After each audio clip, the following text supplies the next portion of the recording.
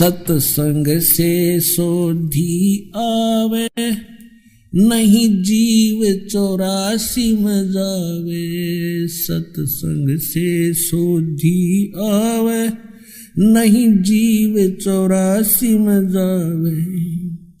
अब मेटो द्वेष और राग, हो राग या उम्र बतेरी जाली। अब मेटो द्वेष और राग, हो राग या उम्र बतेरी जाली। परम पिता परमात्मा पूर्ण ब्रह्म सारी सृष्टि के रचनहार कुल मालिक कबीर देव जी, कबीर परमेश्वर जी की असीम कृपा से हमें ये सत्संग प्राप्त हुआ। पुण्यात्माओं, सत्संग का क्या अर्थ होता है? सीधी सी बात है, जहां पर सत्य का साथ हो, सत्य का आधार हो, उसको सत्संग कहते हैं। तो ये सत्संग अध्यात्म ज्ञान का प्रचार माध्यम जहाँ माना जाता है, अध्यात्म मार्ग का जो विचार दिया जाता है उसको सत्संग कहते हैं। और वो सच्चा हो, शास्त्र अनुकूल हो, प्रमाणित हो, उसको सत्संग कहते हैं।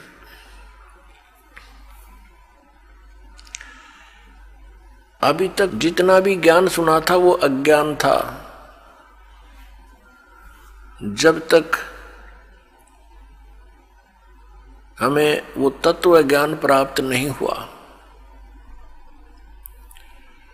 जैसे अन्य भी साथ संत, आचार्य, मंडलेश्वर, गुरुजन सत्संग करते हैं, श्रद्धालु वहां जाते हैं सत्संग सुनने के लिए, और वो उनके विचारों को सत्संग मानते हैं। लेकिन वो सत्संग नहीं है, क्योंकि उनको तत्व ज्ञान नहीं है।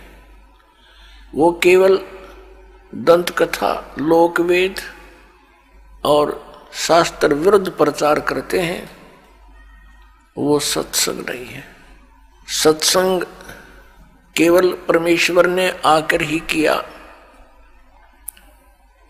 कबीर परमेश्वर जी ने, असंख्य ब्रह्मांड के स्वामी ने इस सत्संग की जानकारी स्वयं आकर के प्रदान की। इस तत्व ज्ञान को स्वयं ही हमारे सामने रखा। लेकिन उस समय हम अशिक्षित थे और हमारे गुरुजन जितने थे पवित्र हिंदू धर्म के, वो संस्कृत के तो विद्वान थे, लेकिन अध्यात्म ज्ञान में वो शून्य थे, 0/0 थे। उस समय हम परमात्मा के उस तत्व ज्ञान को, उस सत्संग को समझ नहीं सके, और हम परमेश्वर को सिंपल एक गुरु, संत और कुछ एक व्यक्ति उनको केवल कवि तक ही सीमित किए हुए हैं। तो अब पता चला वो तो परमात्मा थे। तो उस समय परमेश्वर वही तत्व ज्ञान सुनाया करते थे जो आज दास आपको परमेश्वर का दिया हुआ वो ज्ञान सुनाता है। और परमेश्वर के दिए हुए उस ज्ञान को प्रमाणित करने के लिए कि ये सच्चा ज्ञान है, जो परमेश्वर कबीर देव जी ने, कबीर साहब ने 600 वर्ष पहले वर्णित किया था, अपने मुख कमल से उच्चारण करके वो सच्चिदानंद घन ब्रह्म की वाणी बोली थी, वो तत्व ज्ञान बोला था, वो सच्चा था और सच्चा है और सच्चा ही रहेगा। उसके समर्थन में अपने उन पवित्र सदग्रंथों को दास आपके रूबरू करता है जिनमें वो ज्ञान आज विद्यमान है और उस दिन भी था। जिस दिन परमात्मा के ज्ञान को ये नकली गुरु केवल संस्कृत के वक्ता ये कह करके नकार दिया करते थे कि कबीर अशिक्षित है, ये एक छोटी जाति का धानक है और इसको संस्कृत आती नहीं है, क्योंकि संस्कृत केवल ब्राह्मण ही पढ़ सकते थे और सभी सदग्रंथ संस्कृत में ही विद्यमान थे। उनका ये दाव लगा रहा और हमें भी ये असमंजस हो जाती थी कि सचमुच कबीर साहब संस्कृत नहीं पढ़े और इस कारण से ये सदग्रंथों को तो नहीं समझ सकते। और जो हमारे गुरुजी इस पवित्र हिंदू धर्म के गुरुदेव ये शंकराचार्य माने जाते, आदि शंकराचार्य थे, उनसे ही ये ज्ञान शुरू हुआ जो पूरे हिंदू समाज में समाया हुआ है। उनसे ही सुनकर ज्ञान को आगे ब्राह्मण लोग अपने अपने क्षेत्र में यही प्रचार किया करते थे। अब वो क्या ज्ञान देते थे कि श्री ब्रह्मा विष्णु महेश ये अविनाशी हैं, इनकी कोई माता पिता नहीं। परमेश्वर कबीर देव जी 600 वर्ष पहले कहा करते ये नाशवान है, इनकी जन्म मृत्यु होती है, ये पूजा के योग्य नहीं, ये परमात्मा नहीं है। तो उस समय परमेश्वर का एक घोर विरोध करवा दिया इन नकली गुरुओं ने। परमात्मा सत्संग किया करते थे, सच्चा ज्ञान प्रदान करते थे और ये नकली गुरु